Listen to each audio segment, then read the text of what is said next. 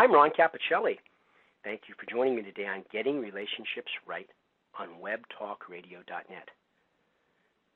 Today we're going to have a conversation about a very important topic, sexual abuse. Today's show, The Path to Healing from Sexual Abuse, will provide people, both women and men, who have been sexually abused with hope and a pathway to fully reclaim their lives. The show is also intended to raise awareness regarding just how pervasive sexual abuse is so that we can stand together and reduce its occurrence. I have some statistics for your consideration. 1 in 3 women and 1 in 5 men have been sexually abused. Let me say that again. 1 in 3 women and 1 in 5 men have been sexually abused. Unfortunately, these statistics do not tell the whole story, as sexual abuse is very underreported. It is therefore very likely that someone in your immediate circle of family, friends, colleagues, perhaps even someone you see every day in your daily life, has suffered some form of sexual abuse. Please take a moment to be fully present with these emotionally challenging facts. I realize that this is a difficult topic, but please stay tuned anyway because we need your support. I'd like you to take away 2 things from this podcast. Firstly, you don't have to continue to hold on to fear, shame, and self-doubt. There is help for you. Reach out and get the help you need and deserve. Secondly, I encourage you to stand with me to do your part to prevent sexual abuse within your family, circle of friends, and community. I'm honored and delighted to introduce Rachel Grant. Rachel is the owner and founder of Rachel Grant Coaching and is a trauma recovery coach. She is also the author of Beyond Surviving, the Final Stage in Recovery from Sexual Abuse. With her support, adult survivors of sexual abuse break free from the past and return to their genuine self. Rachel provides a compassionate and challenging approach for her clients while using coaching as opposed to therapeutic models. Rachel, thank you so much for joining me today on Getting Relationships Right. Hi, Ron. Yeah, thank you so much for having me today. So, Rachel, we're just going to dive into this pond and swim around and get all mucky. All right, sounds good.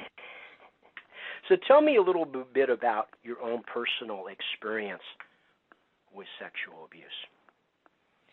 Well, when I was 10 years old, my grandfather was living with us. I grew up in a small town in Oklahoma, and it was my mother and father and I. And my grandfather came to live with us. He was a little bit elderly, and I would often kind of take care of him around the house. And he was somewhat of a companion. And one day we were sitting together, and he began touching me. And I really wasn't sure. I was 10 years old, didn't really know kind of what was going on. But I just kind of fled in that moment and ran away, but was certainly distraught and scared and upset, and didn't have the capacity to talk about it. Didn't know what to even say had happened. And this kind of continued over the course of many, many months, and to varying degrees of severity. So at one point, my mother actually witnessed what was happening, and as soon as she saw what was going on, she had him removed from the home and took him, moved him out, moved him in with an aunt. And it was kind of at that point where I started, my journey of trying to sort it all out and come to understand what had happened. So how did you sort it all out, as you said? And before you answer that, I just want to acknowledge that the courage it takes to on the air just share what you shared. Thank you so much for doing that. I know you bring every ounce of that courage and compassion to the clients you serve. But so let's digress for just a second. And how was that, untangling all that?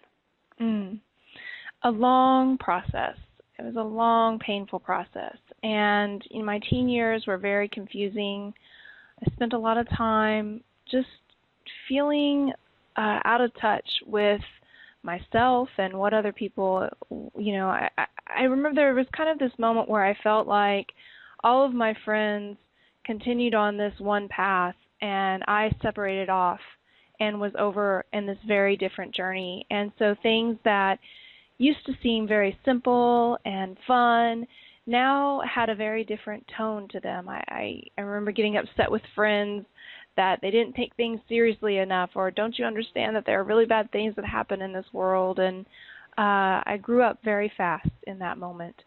And my teen years were certainly spent chasing the feeling of wanting to be included, wanting to belong, wanting to feel seen and heard and understood, and making many wrong choices about how to go about doing that. And by the time I reached my 20s, it really was becoming very clear to me that the effects of the abuse, it wasn't going to go away. I couldn't just keep putting it in the corner and hoping that it would just, disappear and stop affecting me, that I needed to talk with somebody. I needed to find a way out of this. And so I did start, doing some therapy and talking with people and reading some books and starting to try to understand what the impact had been on me. But my frustration started to grow in that journey as more and more often I would reach a certain insight. I would come to understand why I did things the way that I did, or why I had certain beliefs or responded to certain situations in the same way over and over again.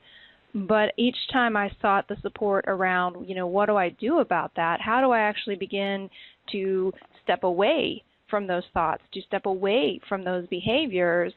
I just never got a satisfactory answer. I never got any. I'm just going to intrude for a second. Oh, please. Because you bring up a really, really important point in that just acknowledging something's happened. That's a very, very huge step, and I want people to get that. Just acknowledging that you have been sexually abused, that this very difficult and very personal thing has happened.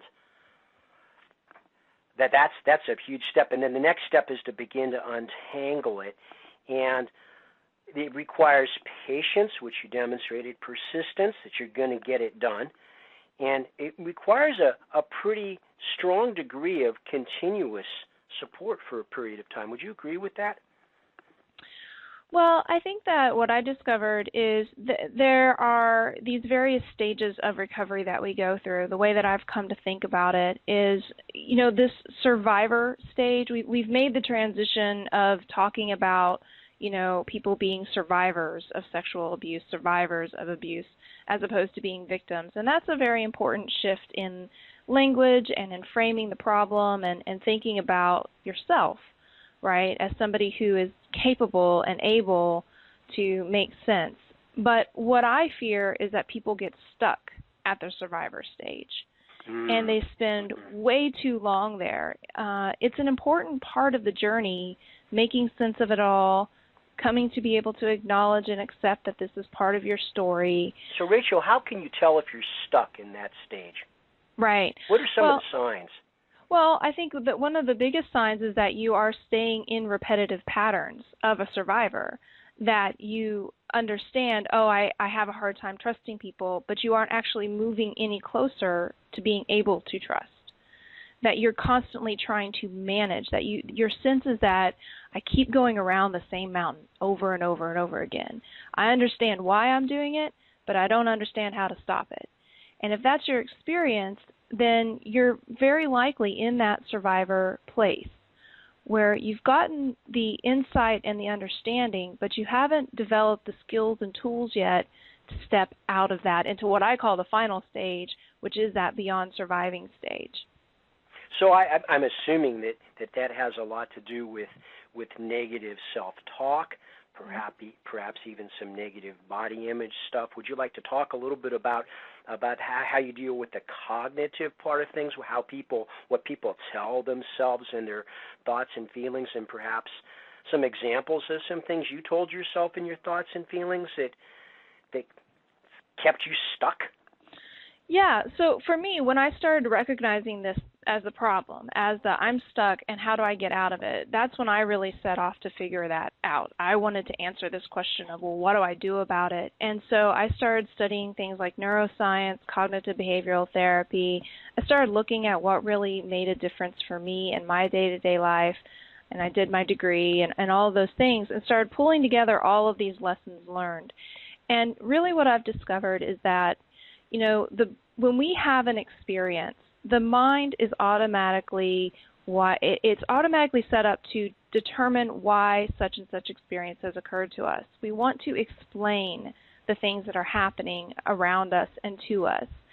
And so we can use a victim model to do that, as people first do. We can also, well, I've survived this, as that's another way to kind of frame it. Mm-hmm. But you're taking people beyond that. You're taking people to where they're actually comfortable in intimate relationships. Mm-hmm. That's right. And it begins by understanding how the brain is wired due to trauma. And so, for instance, myself, a lot of my false messages, a lot of the beliefs that I walked away with because of the abuse were things like I'm not valuable, people will always leave, people are always going to be out to get me, to manipulate me, to use me for their own purposes. And so all of those beliefs are like a wiring in your, kind of like your belief highways in your, and for a very long time, it was like a 6-lane highway. And so all of those beliefs had lots of traffic, lots of action, and there was no exit ramp. I could not get off. So over and over and over again, my experiences, I'm come into a new relationship, and I'd start out really positive, thinking, okay, this time, you know, I'm going to be present, I'm going to feel really good, we're going to get along, and then before you know it, I'm just right there on that highway, putting up walls, pushing away, whatever the case may be. So how did you find an exit ramp? Well, so first of all, I understood that the brain, you can actually build new highways. So, and it's kind of like you start to build your new highways, first of all, through language. That the source of so much change and so much of what we think and believe is, first of all, built through the language that we use about ourselves and about others. So on the most basic, very simplest level, I just started telling myself every morning, I am valuable. I would say it out loud, and then I literally would laugh because I thought this is ridiculous. I don't believe this at all. You bring up a really, really interesting point here, Rachel, and that is that we can know something to be true, and we can say it out loud, and then we can have that knee-jerk, oh, yeah, right, I'm valuable kind of thing. So let's talk a little more about how deep that goes, because you're doing one of the things most cognitively oriented therapists would say to do, and that is, you know, replace the negative self-talk with positive self-talk. Tell yourself something that's positive. But now, so how do you convince yourself? How did you convince yourself that you really had value? What was the next step? Right. Well, and of course, it's not about just positive affirmations. It's not about making yourself feel good. That's not enough. You can't just say nice things about yourself. You have to start shifting your view and start looking at the evidence in your world that supports the view. So what evidence did you go get? Oh, I just, you know, from starting to look at my friendships, starting to look at the people who I had, looking for the other reflections, people reflecting back to me. I started thinking about my day-to-day. I kept a journal, and I would write things down, like what I did that was of value today, even if it was something small, like, you know, I smiled at a child and made them laugh, or whatever it was, things that I considered to be of value that therefore related to my self-worth and my own value, what I was putting into the world. You know what's interesting to me about the whole highway metaphor you brought up is that if you watch them build highways, it takes years. Mhm. First you've got to get all the ground cleared, and then you've got to get some sort of a base established, and then you this and this and that. And so it's a systematic thing, and I love how you especially found little things to celebrate. Yeah, absolutely. To get yourself moving in a direction of self-appreciation. Right, right. And then over time, what happens is the I'm valuable highway gets more and more depth and width, and the other highway stops. It goes out of order, so to speak. It becomes a one-lane highway. So it's not that you never jump over on that highway, but the difference is when you're a Beyond survivor, okay, I'm over here on this highway. First of all, there's just the self-recognition of, yes, I'm over here and I'm in my junk of I'm not valuable. But you also understand how to get off of that highway and back on the right track again. And that to me is the key difference. It's not necessarily what I teach my clients is that it's not about eradicating anything. It's about understanding. First, it's about decreasing the frequency with which you get on that road, and then it's decreasing the duration with which you stay on it. And when you find yourself on the other road, the road that you're now trying to make the road less traveled, the highway that's being replaced, not to sit in judgment about that. Exactly. Oh, I'm there. Well, okay. Well, do I want to be there? Well, maybe not so much. Where would I like to be? And so kind of what you do is you slow the whole train down so that you have more control over your thoughts and feelings. And part of that is having an awareness. So you started with an awareness that, hey, I'm not happy with this. You acted on it. So you took action on it, and you worked away at trying to solve the problem. You got professional help. You did what you had to do. And so now, tell me about what it's like now. Well, the way that I like to think about it is, something that happens when we're abused is that there are all these layers that get put on top of who we are. And we end up believing things about ourselves, about the world, about other people that just aren't true.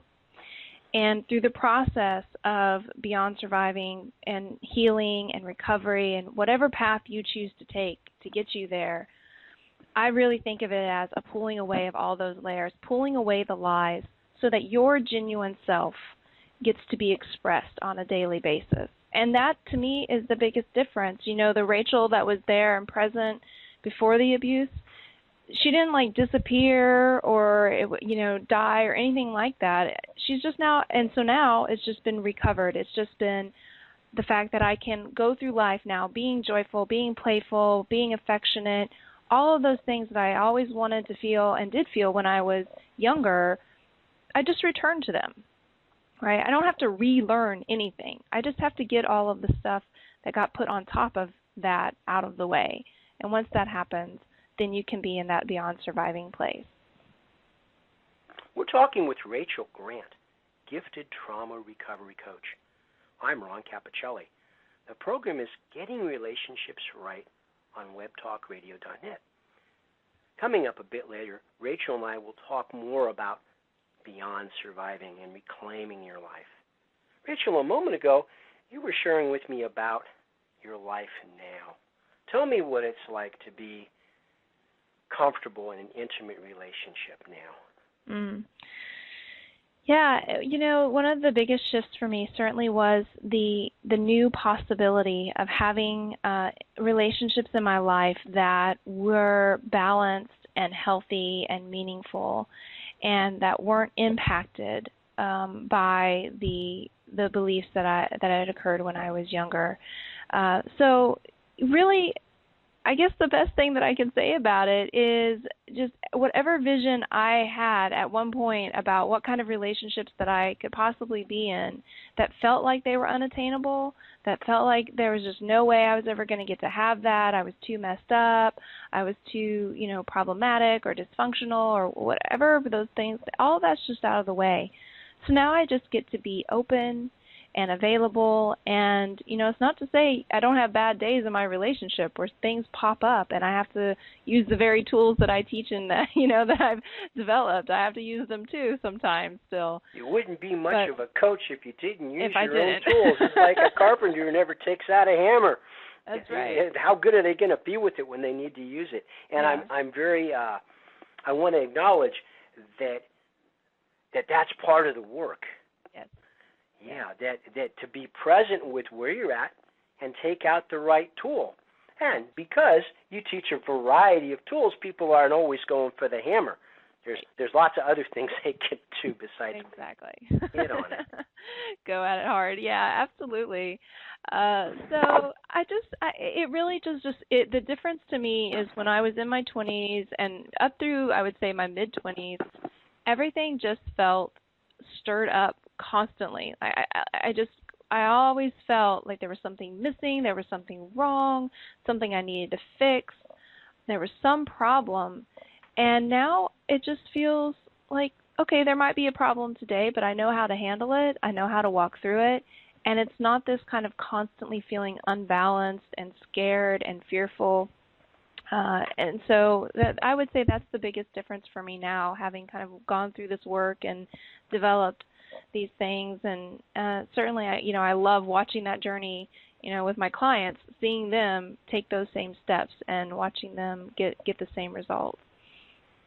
Yeah, to get over being afraid, getting over those fears of not only about yourself, but about being abandoned, about different kinds of issues. I know I've talked with men who've been sexually abused, and they had a lot of performance issues around all of that. That if they didn't get dealt with, it was going to affect every relationship on down the road. So what do you think is the main message you would want to tell someone who hasn't outwardly acknowledged that they've been sexually abused? What would you tell them as someone who works with people like that? Well, if you're somebody who has been sexually abused and you kind of have that's the pink elephant in the corner, and you're just saying, okay, you sit over there, my life is over here, and I'm just going to go on and not, talk to you, not deal with you, not think about you, I would ask you to just pause and consider that we can't live life as if we aren't impacted by the things that occur to us. And by constantly pushing it into the corner, it's just like it's growing bigger and bigger and bigger. And the more we say, okay, if I do that, it'll be no big deal, the more it actually becomes a big deal. It's when we pull it out and we hold it in our hand, and it might sting a little bit, but we look at it, we turn it over, we investigate. That's when it starts losing its power. That's when you can actually genuinely get to the place where you can say, I was sexually abused, that's a part of my experience, and that's it. There's none of the hangover of the hurt and the pain and the problems associated with it.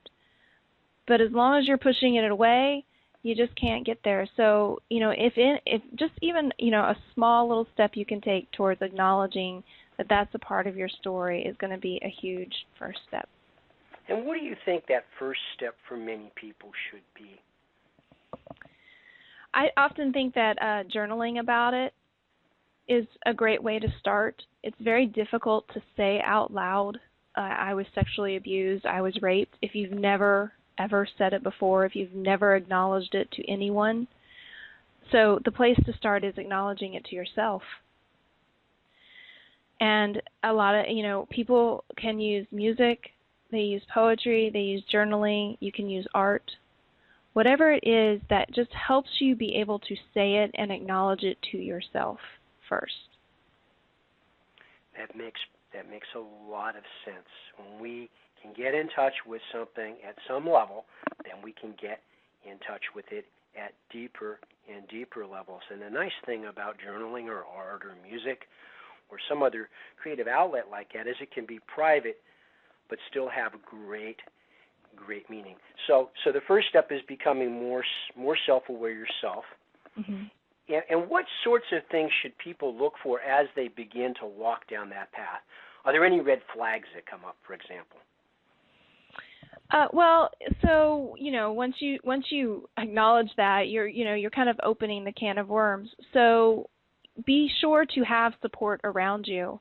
It doesn't have to be that you go and tell the person, a friend or a family member or even a therapist, that this is a particular issue that you're kind of looking at in your private world, but you do want to have people around you who you can just lean on and go to for care and support. So, watch out for that, I would say. And at some point, you are going to want to talk to somebody. I really genuinely believe that this is an issue that is healed best through conversation, through action, through some sort of actively taking it on. It's not kind of a passive issue. And really wanting to look for people who really specialize in working with this issue. Many therapists, are trained in certain areas, but aren't really trained in how to work with sexual abuse. It's its own little beast, right? And it brings its own nuances and things to understand. So once you've reached that place where you are ready to get support, I just really encourage you, when you're talking to a therapist or you're talking to a coach or you're going to a program, really ask them about their experience working with people around this particular issue. Yeah, it's important to enlist, I believe, the right support for several reasons. First of all, these are difficult issues to talk about, and when they come up, you have to be sure that the person that you're talking about both has a way to understand what you've been through and a methodology that recognizes and proceeds from a place of understanding how the mind deals with trauma. Do you want to talk at all about the somatic issues around all of that, like how we store memories and stuff in our bodies, memories around that sort of thing?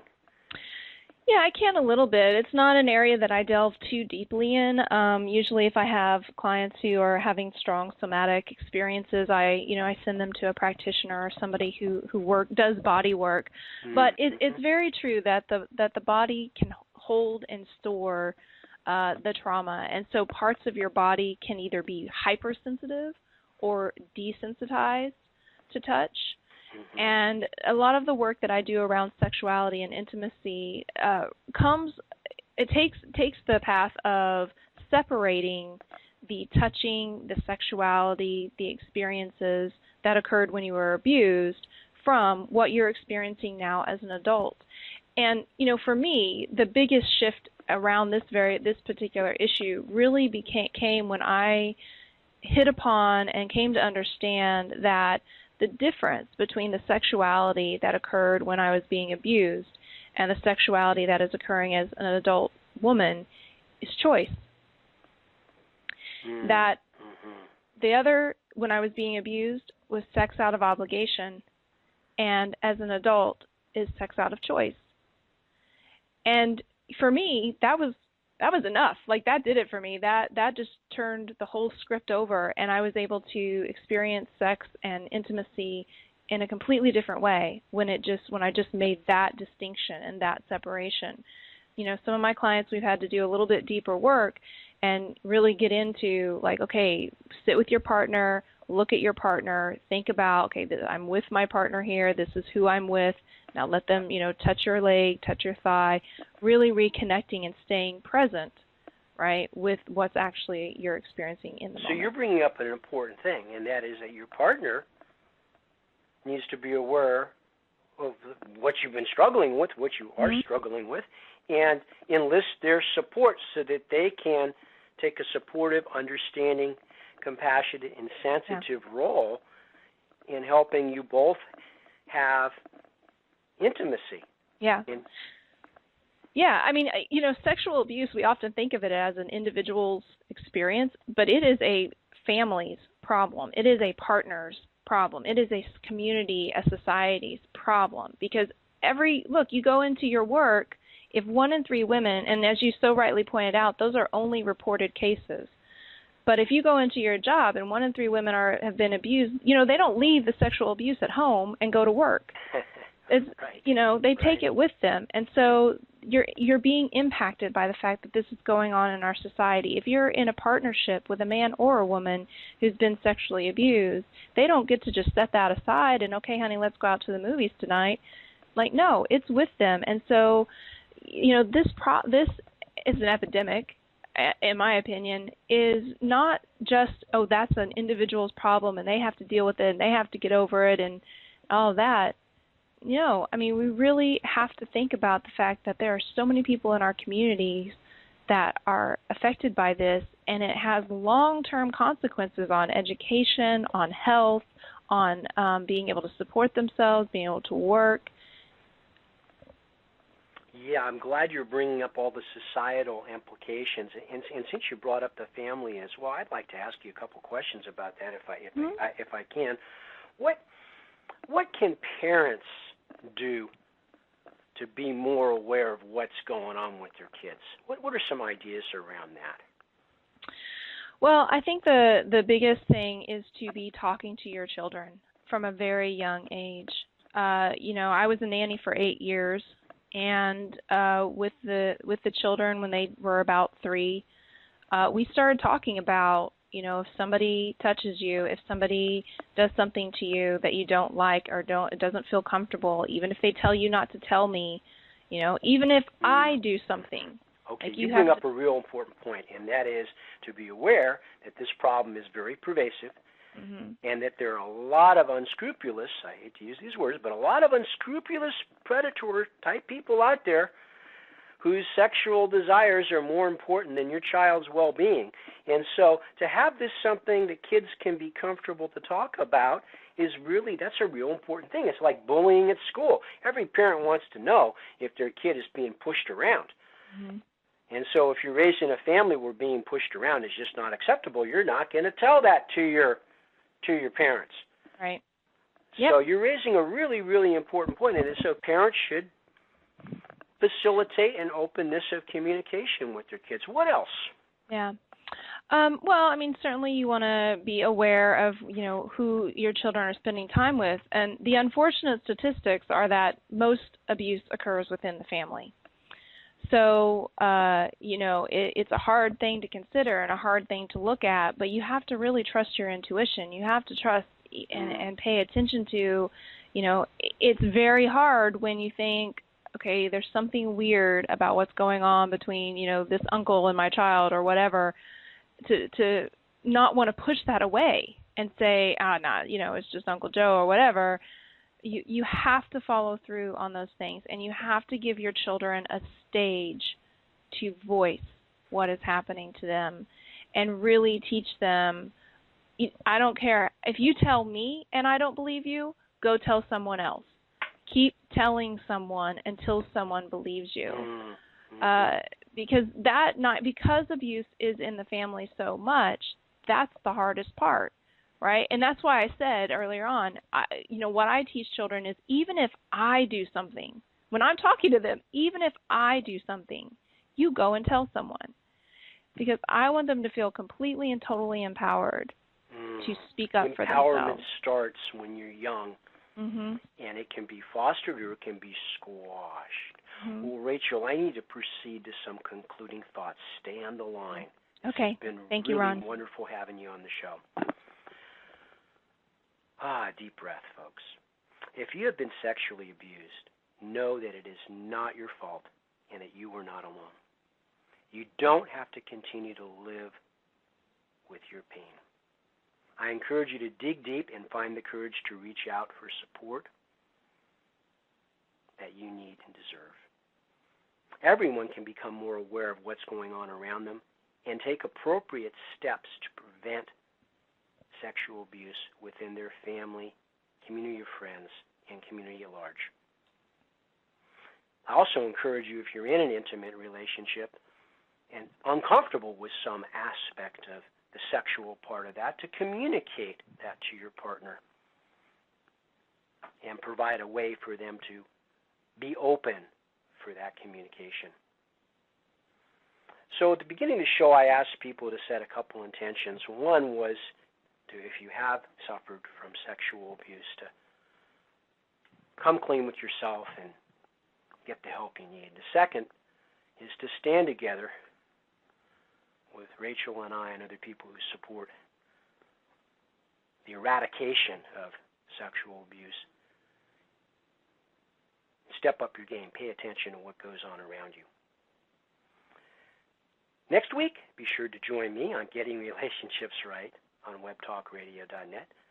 My special guest and I will discuss the key elements of effective communication.